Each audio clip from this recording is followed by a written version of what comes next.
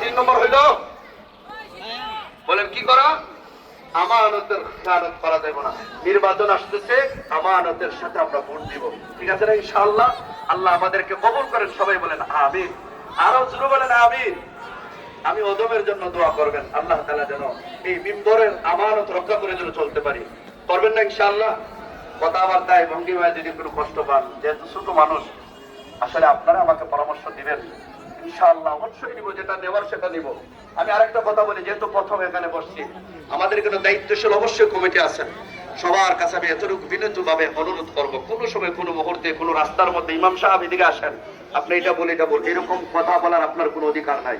আমি যত জায়গাতে ইমামতি করি এই কথাগুলো প্রথম জুম্মাতে বইলা দেয়। অতএব যেহেতু এটা সরকারি মাধ্যমে, যে কোনো প্রজেক্টের মাধ্যমে সুন্দরভাবে একটা নিয়োগ দেওয়া হয়েছে, আর এরকম না যে আপনি রাস্তায় থেকে হুজুরের দিকে আসেন, আপনি এটা করবেন, আপনি এটা করবেন, আপনি করবেন, এরকম অধিকার কারণ নাই, ঠিক কিনা বলেন? যারা কমিটির লোক, যারা সভাপতি আছে, ওনারা বলবেন, আমার বস যিনি আছেন বা আমার উপরে যিনি আছেন উনি বলবেন কিভাবে চলেন, ঠিক কিনা বলেন? হ্যাঁ, আপনাদের পরামর্শ অবশ্যই দরকার। আপনারা আমাকে সুপরামর্শ, আপনাদের খেদমতের জন্য সর্বাবস্থায় হাজির।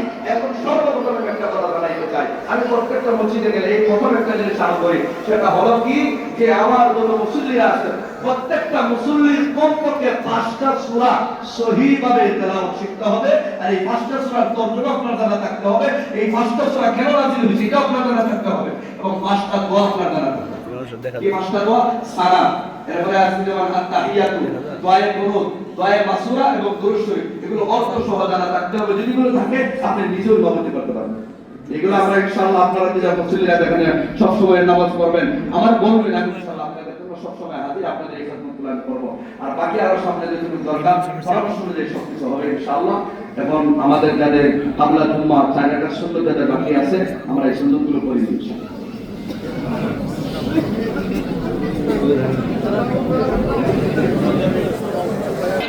সামনে